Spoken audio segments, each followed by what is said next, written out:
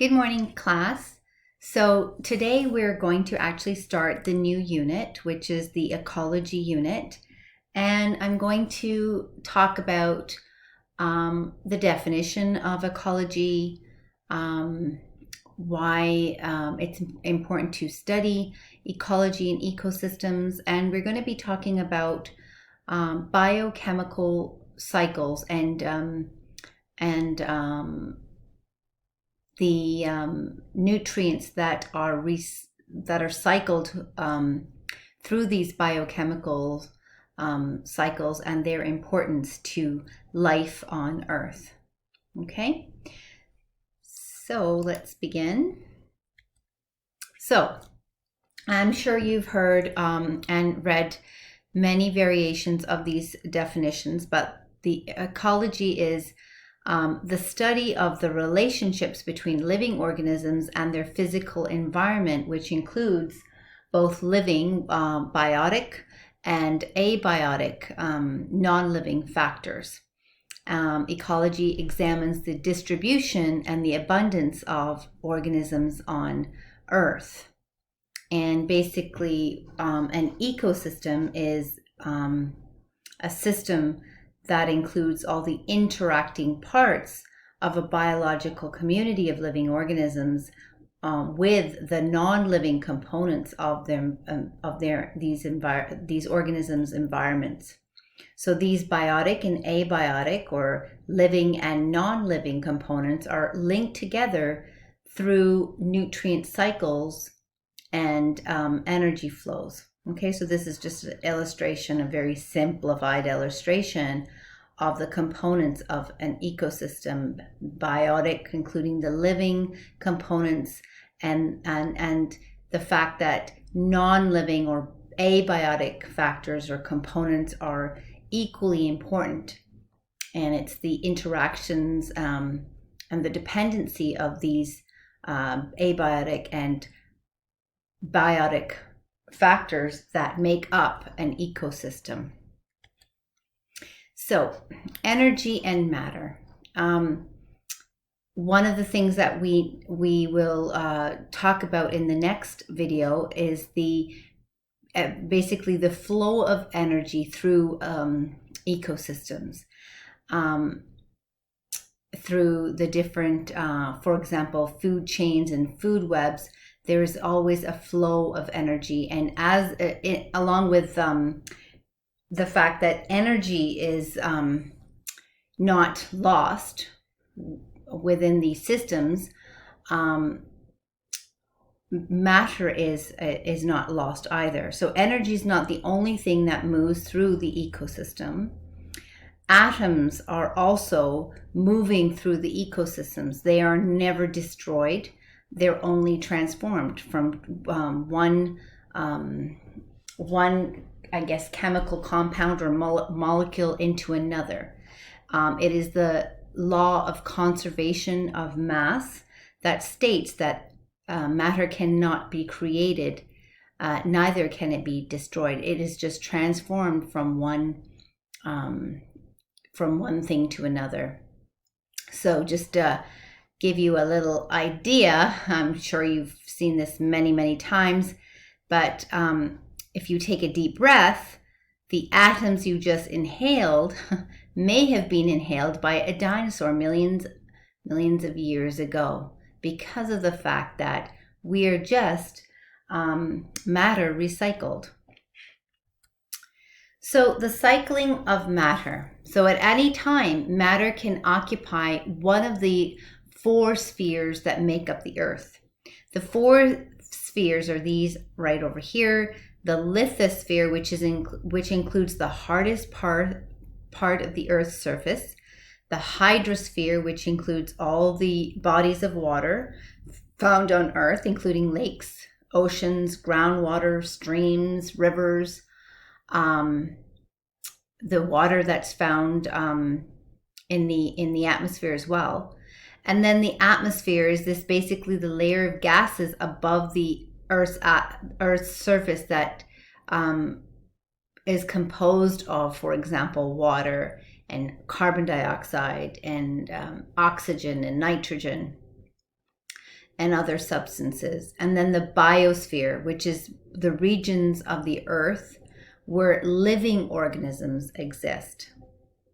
So this is a diagram just to show you the spheres of the earth and how they are all linked to each other. They overlap each other. So the water on the surface of the earths and oceans, rivers and lakes, and rain mist.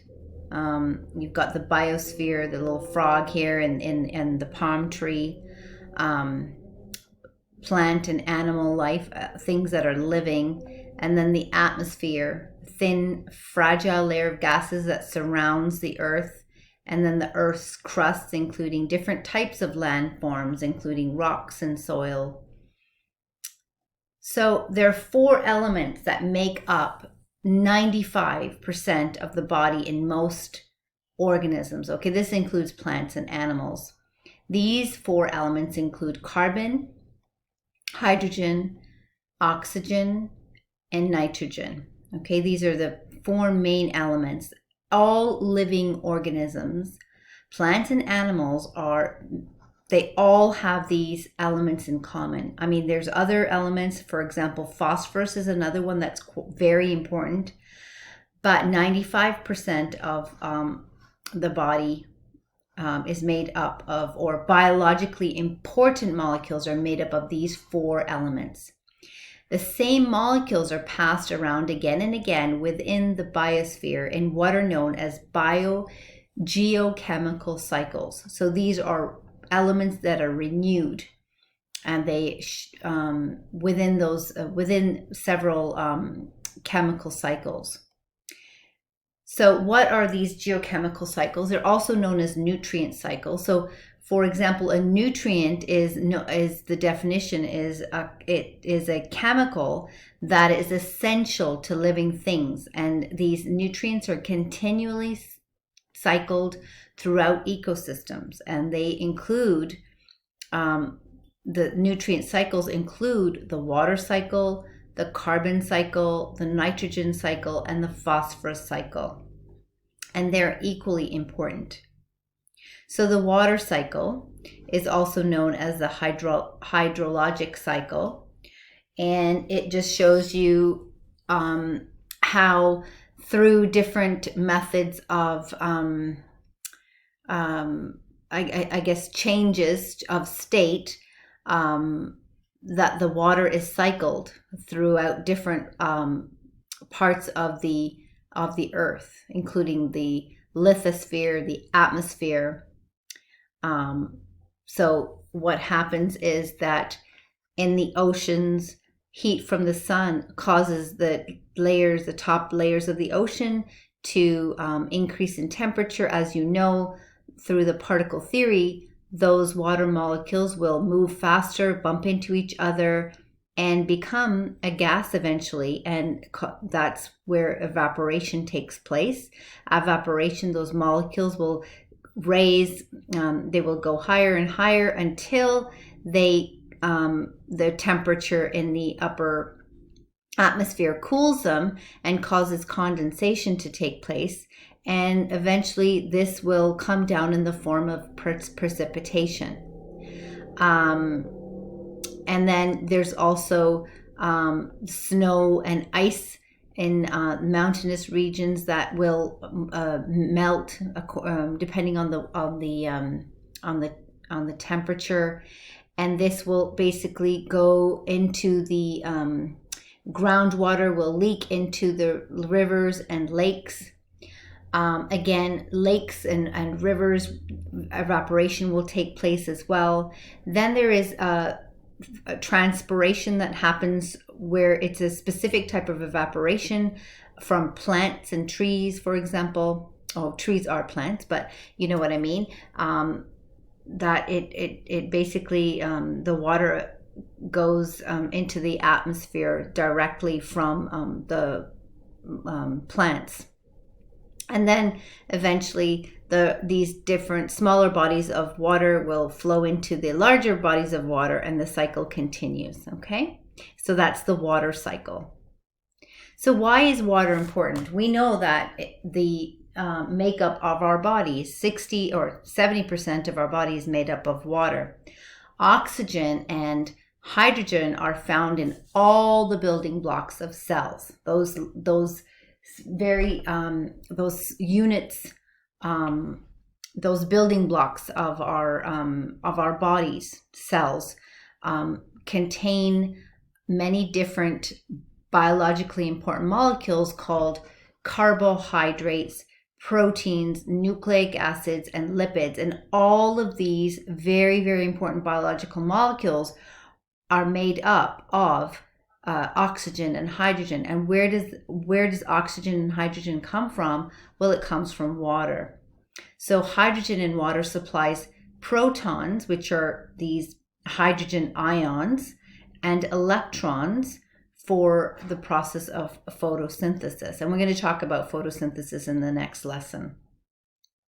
Why is water important? Another reason it's important is that it's a universal solvent. Many different molecules and elements can dissolve in water, so it provides a place for chemical reactions to happen very easily.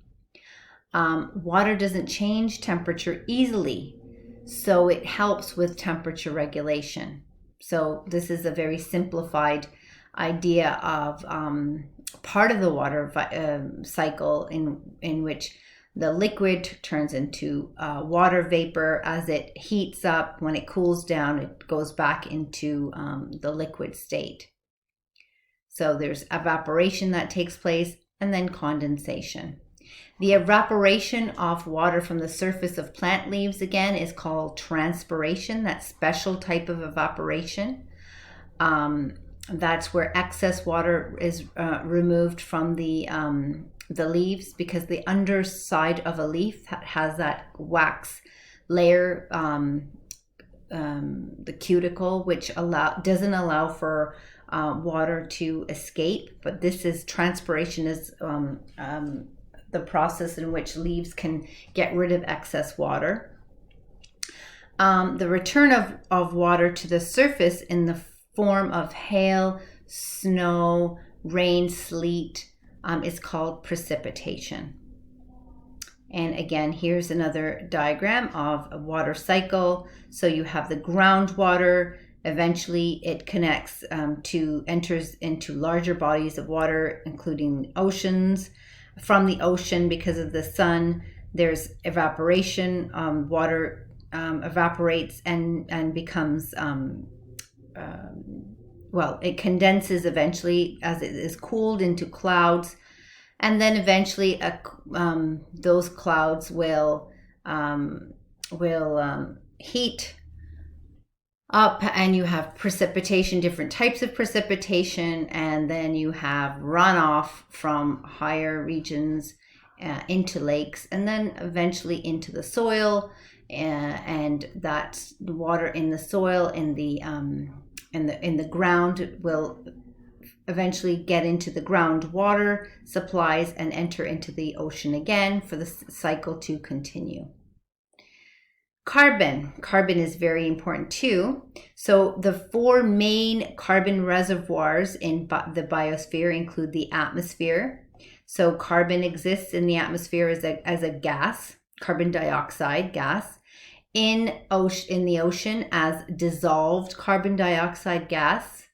Carbon is found on the land within organisms, rocks, and soil, and then also in the underground as coal, and it's stored within the fossil fuels. Petroleum is made from the fossil fuels. It is a fossil fuel, and calcium carbonate in the rock. So there's lots of carbon in all the different types of types of the biosphere. Okay, and so where does carbon in the atmosphere come from? So volcanic activity will produce and release carbon dioxide into the atmosphere. Then you have human activity, so the burning of fossil fuels and other types of activity, not just burning of fossil fuels, but all variety of different activity produces carbon dioxide that is emitted into the atmosphere. Cellular respiration that occurs through plants and animals. So carbon dioxide is a byproduct of cellular respiration. It is a process that happens in all plants and animals. It is needed for survival, and that carbon dioxide also goes into the atmosphere. Plants are a huge sink, carbon sink, and if you have plants, a lot of that carbon dioxide that is released from cellular respiration is absorbed into the plants. And but when you cut down all those trees through deforestation, it has to go into the atmosphere again. And then finally, the natural process of decomposition of dead animals will also produce carbon dioxide, and eventually that will be released into the atmosphere as a result of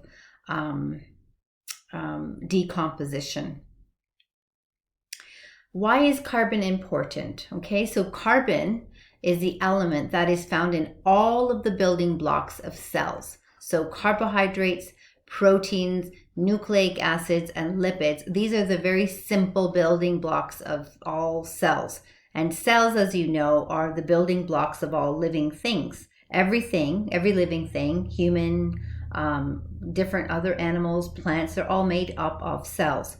So you have the this is an example or diagram of a nucleic acid. This is a DNA structure, and it is made up of carbon. It's made up of nitrogen. It's made up of phosphorus. Then you have, this is known as an amino acid, and as you can see, there's nitrogen here. There's carbon.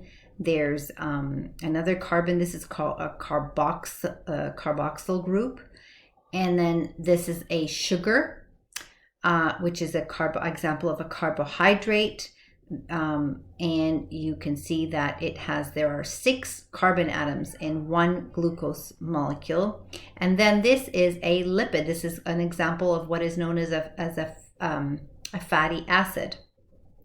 And it makes up parts of the cellular membrane. Okay, it is the foundation of certain hormones and steroids, for example, that are essential for human growth and development, and cellular communication, for example.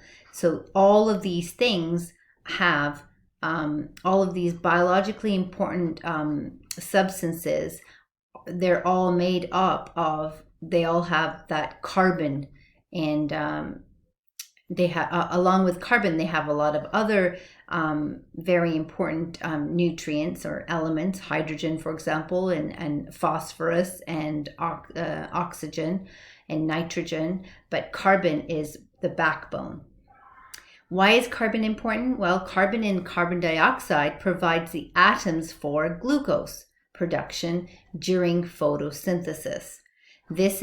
Glucose is basically the fuel that all living things depend on. That's where living things get their energy from when they're able to obtain glucose, or plants, for example, produce their own glucose during photosynthesis.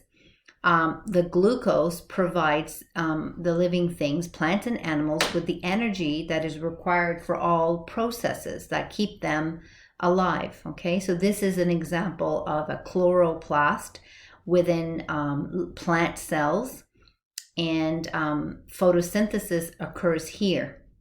Well, parts of it occurs here within the chloroplast of a plant cell. And this is an example of a mitochondrion. You will learn this I'm sure you've seen these things before, but you will go over this again in grade 10. But cellular respiration uses glucose to produce energy for the cell in this mitochondrion. So carbon is very important. the carbon cycle. So you have carbon in the atmosphere, carbon in the ocean, as a result of all these different processes. So carbon in the ocean is released into the atmosphere.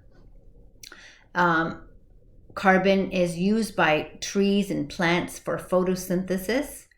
And then what happens, carbon dioxide is used for photosynthesis, but when those plants and animals, they eat the plants, they undergo cellular respiration, carbon dioxide is actually released back into the atmosphere. Then carbon is released by the decomposition of plants and animals. There's bacteria that will cause decomposition of aquatic organisms. There's photosynthesis that occurs in water, in aquatic organisms as well, and so that is released into the eventually released into the atmosphere as well. So there's a number of different things. So nitrogen is another very important nutrient, and the reason why it's important is because it makes up the nitrogen, or they're called nitrogenous bases that make up our genetic information, which is the DNA and RNA. These are called nucleic acids. They are what make up our chromosomes. Adenine, which is a nitrogenous base or nitrogen base, is used in also another molecule called ATP, adenosine triphosphate. It is a energy carrier molecule. Okay, so nitrogen is very important because it makes up DNA and RNA. Adenine, which is made up of nitrogenous base, also is used in to build ATP molecules. These are the energy carrier molecules, very important for doing any kind of cellular processes. You can't have energy within the cell unless you have ATP. And then the amino acids, these right over here, they're made up of nitrogen as well. And it makes up the amino part of an amino acid. So amino group is just a nitrogen atom, which is covalently bonded to two hydrogen atoms. Okay, so these are very important building blocks for different parts of the living organisms. So 79% of the atmosphere is made up of nitrogen gas, but unfortunately, we can't use that nitrogen gas that we breathe in. The nitrogen has to be, it's called fixated. It has to be changed from a gas into another molecule that it can actually be used. The bond in nitrogen gas is so strong it can only be broken by lightning, volcanic activity, or some special bacteria. And bacteria that live in the soil, for example, they are living in what is known as a symbiotic relationship, where both the plant and the bacteria benefit from each other. They are usually found in plants, living in relationship between plants called legumes, and they take nitrogen from the atmosphere. These bacteria take nitrogen from the atmosphere and turn it into ammonia, or NH3, which is a form that is usable by plants, and this is known as nitrogen fixation. And this happens here, where these legume plants in the root systems, nitrogen fixation takes place. So the nitrogen in the atmosphere is converted into ammonia, which is a usable form by plants.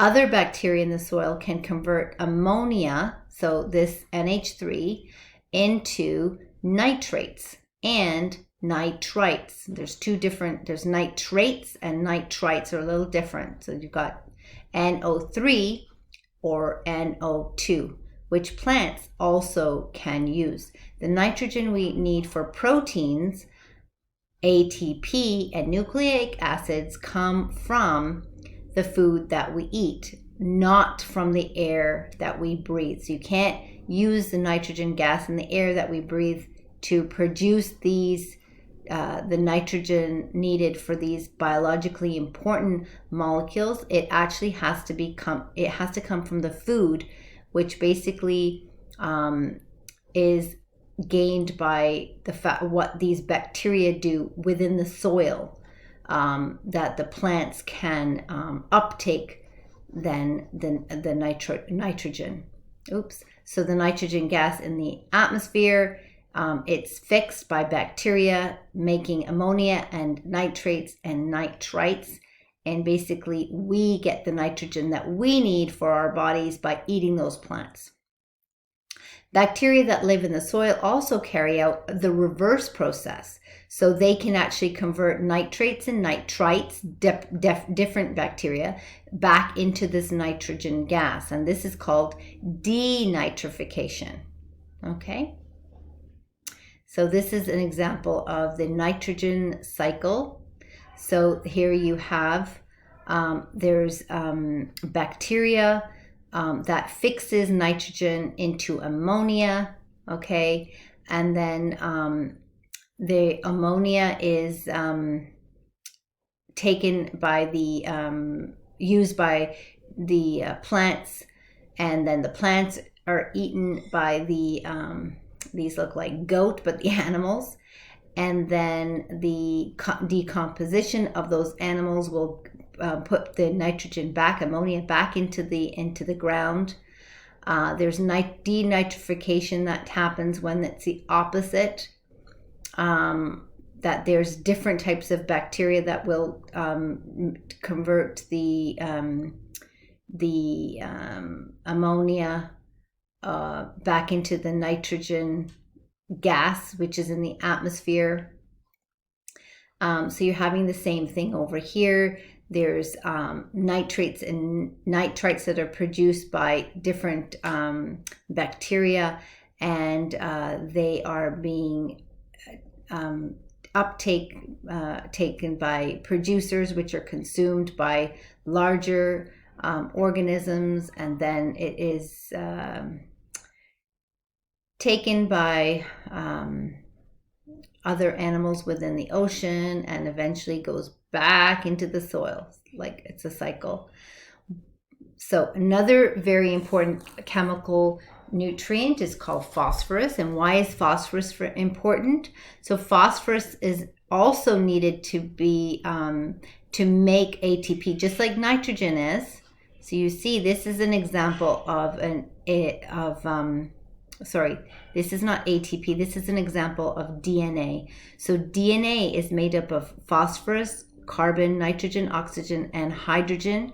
And so phosphorus is very, very important. It's like basically over here, the backbone of the DNA molecule.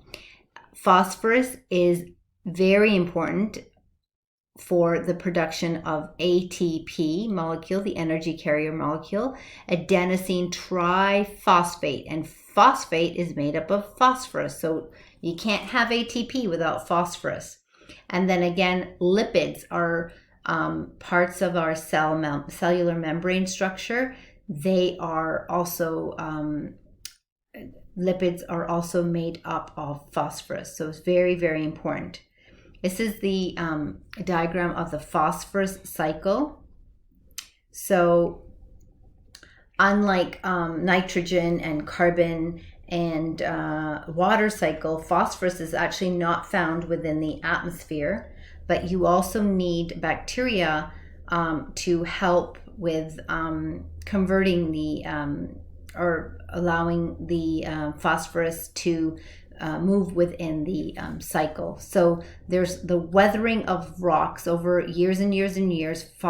phosphorus is being trapped within the rocks.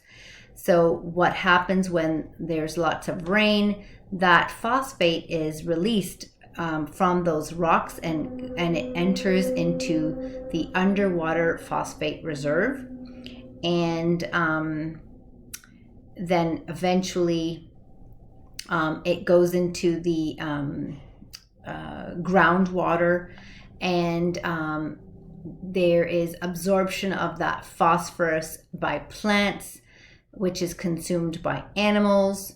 Plants need the phosphorus for those biologically important molecules, and then those plants are consumed by the animals that eat and obtain the essential phosphorus nutrient from the plants. And then eventually, when those plants and animals die, they decompose, and the phosphorus goes back into the ground, and then there's leaching into the underwater reservoir again. And then eventually, over time, there's geological uplift that takes place, and there's formation of new rock, which stores that phosphate, and then eventually that new rock will release the phosphate into the water because of the precipitation. So it's a nice little cycle there too. And that is the end of the geochemical cycle. So there was 4 that I talked about. The water cycle, the carbon cycle, the nitrogen cycle, and the phosphorus cycle. They're very important for the production of biologically essential molecules. All living organisms, plants and animals, require those biologically important molecules: ATP, DNA or RNA, lipids, and carbohydrates, for example. They are all formed by these nutrients that are continuously recycled through these geochemical cycles.